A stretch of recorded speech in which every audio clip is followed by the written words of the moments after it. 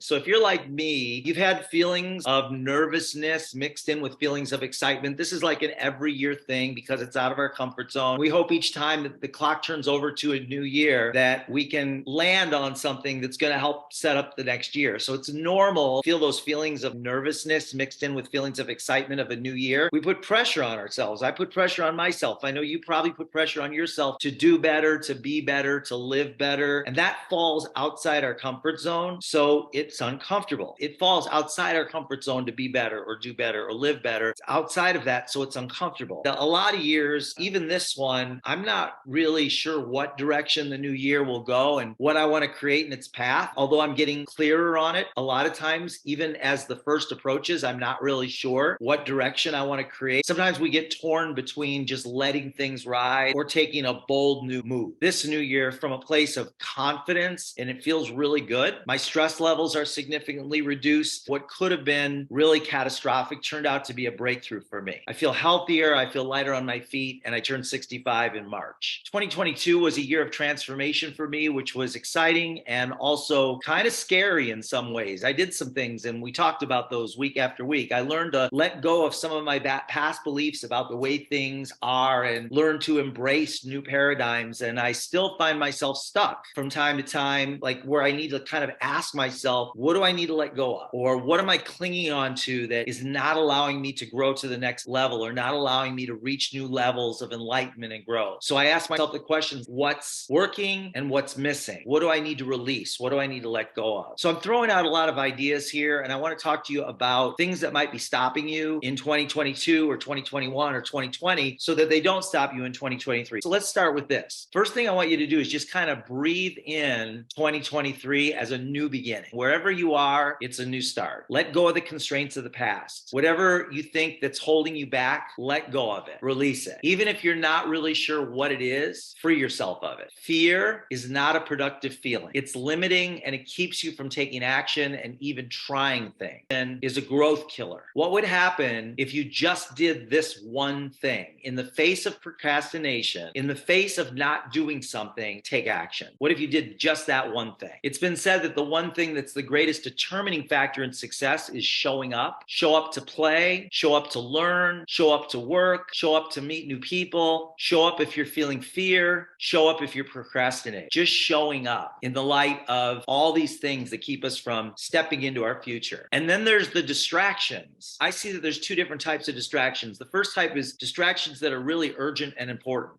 Like, your daughter breaks her leg, your young daughter or granddaughter breaks her leg. That's urgent and it's important. It has to be taken care of and it takes priority over everything else. Or you have a job and you get fired. That's urgent and important. It takes priority over everything else. And then there's things we create and make up or identify that aren't really urgent and important, but we make them urgent and important to avoid doing the work we don't want to do or we're afraid to do. So like, for example, some big story hits the news cycle and all of a sudden it becomes urgent and important, and it's not. We just use it as an excuse to not do what we're afraid to do or what we really need to do. So both types of these distractions are equal and both are real, but everyone has distractions and everyone creates distractions. I do it. It's easy to fill our days with distractions. We'll even sometimes do something like put ourselves into a situation that causes us to not be able to do the things we're afraid to do. It's so easy to fill our days with distractions that keep us from doing the work that can make our dreams come true. And so being aware of it, being aware that, this is a distraction that I made up and I just need to take action in the direction of my dreams and not give my priority to something that is keeping me from having my dreams. So we've talked about a few things here that can stand in the way of personal and business growth. And these are the enemies that must be kept at bay. And if they start to infiltrate you, you have to have the power to release them so that they don't own you. Fear, procrastination, and distractions. They're real when we're feeling them, but they don't need to control you. If you want to get to your dream, you've got to be able to put these three things at bay. And part of that is just being aware that they're real. I thought this was really amusing and really interesting. Barbara Walters, legendary journalist, she was asked how she got so many coveted interviews. Part of her success, she said, is doing one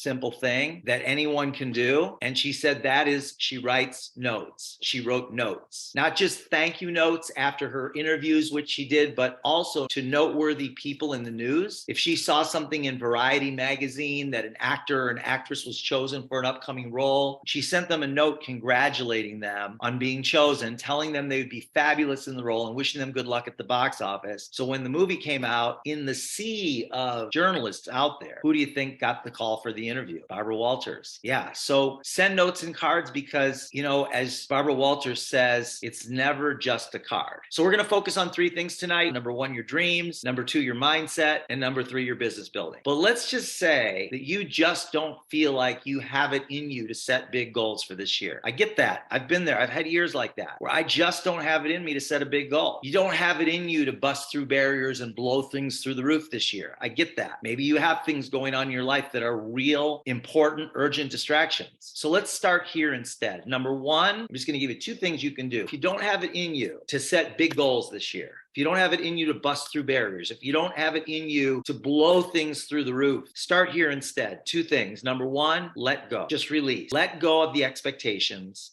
of how you're supposed to be. And number two, what do you think it is? Act on promptings.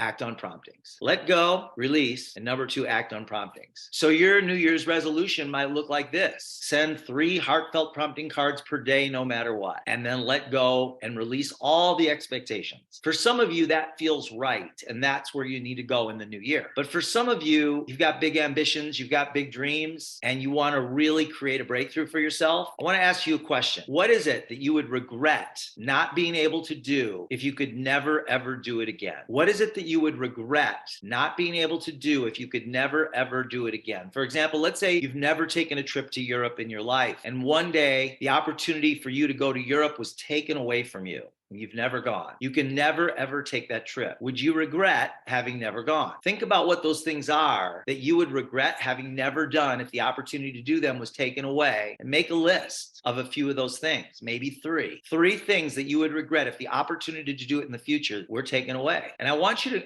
encourage you to put those things on your list of things to do, or at least schedule them to do them this year. You may not be able to do them this year, or maybe you will be able to do them this year. Start there, put them on your calendar, because one day will come that you'll never be able to do them. And maybe this becomes your thing this year for 2023, like those things that you would regret never being able to do if they were taken away from you. So let's talk for a few minutes about business building. In all of my years in network marketing, I've discovered some constants that never seem to change. Number one, for every 30 people personally sponsored, 10 will do nothing, 10 will do a little, 10 will do a little more than a little, and 1 will do something worth talking about. So let's start there. What would it take for you to sponsor 30 over the next year? That's a sliver over 2 per month. What would it take for you to sponsor 30? The second thing is, would it be worth working a consistent 10 hours a week to achieve $2,000 to $3,000 per month in residual income over the next couple of years? Would it be worth doing this for 4 years or 5 years for a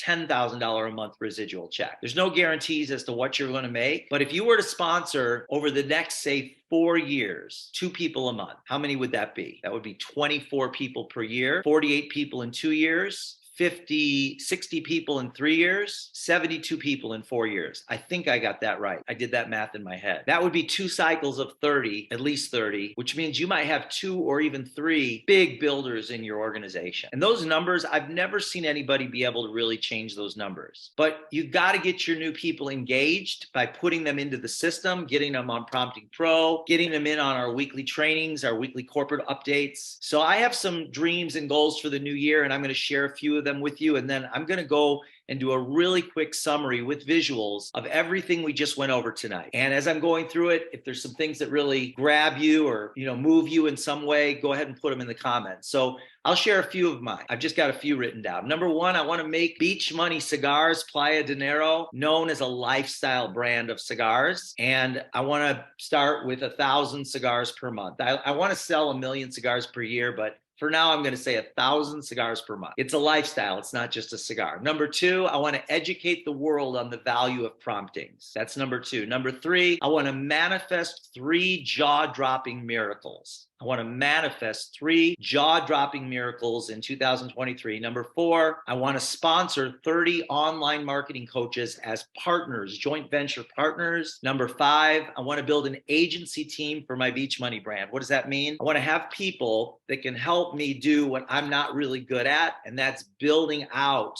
Like, so for example, in my early years before I had money, one of the things that I wanted to do is contract out somebody to clean my place instead of me always having to clean it. Somebody that I could contract out to do my simple bookkeeping. Somebody that I could contract out to do yard work when I had a rental in Tempe, Arizona, those kinds of things, right? So that was back then. Today, I'm looking at my Beach Money brand, and it could be so much more. And that can help to, that's my brand, and that can help to attract new people. But I need to build that out. And so that's one of the things that I'm looking at is partnering with people. You know, Fiverr is a perfect example of where you can find people that for almost nothing will do work for you. You know, for some of these things it's pretty incredible. So number 6 is bring my helicopter flying back into the forefront. I found myself flying about every 45 days. I want to fly at least a couple times a month. So those are 6 things that just come to mind that I want to create in 2023. I don't want to get too many on the list because then it gets a little bit overwhelming. But this list right here I can handle. One of my top priorities is to educate the world on the value of promptings and really shift my focus a bit from just recruiting affiliates to finding people that resonate with the philosophy of promptings. And I'm going to do that in the realm of the online business coaches, because I think that in the business coach community, there are people that have systems and skills and communities that are already in place, much like BNI was already in place. So when I aligned myself with BNI and made friendships in that community, it opened up the whole community to me. That's what I want to do with the online marketing coaches, the online business coaches that are out there. And any one of you could do the same thing. You could say, I want to network in the hairstyling community because I think hairstylists would be perfect prospects or promptings. I don't know, but pick one. So, all right, with that, kind of all over the map tonight, I know, but hopefully you got some ideas and some thoughts from that. I am going to share my screen with you. So that's our training for tonight. Hope you got some great value from it. And let's have a great year. I'm with you. Cody, Callie, and Dave are with you. And we got a bright future. There's going to be some big things happening early this year. And so I want you all to be part of it. So God bless, and we will talk soon. Take care. Bye, everybody. Thanks.